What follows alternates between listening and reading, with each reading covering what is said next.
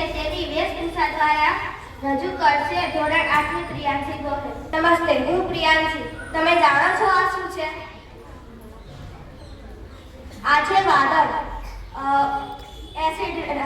Acid rain એટલે શું? Acid rain એવો વરસાદ જેમાં સામાન્ય પાણી કે સલ્ફર ડાયોક્સાઇડ અને નાઇટ્રિક એસિડ જેવા પ્રદૂષકો સાથે સલ્ફ્યુરિક એસિડ અને નાઇટ્રિક એસિડ બનાવે છે.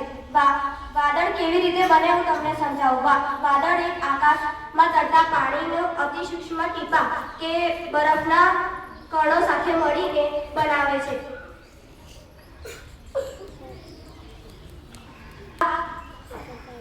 કણો સાથે ભળીને બનાવે છે. તે ધૂળના કારણે આ કણો સાથે મળી જાય અને આ વાદળ બને છે. વાદળથી જ્યારે ધોધમાર વરસાદ પડે ત્યારે વૃક્ષોને પણ નુકસાન પહોંચાડી શકે છે. આવી રીતે વાદળ વરસે છે.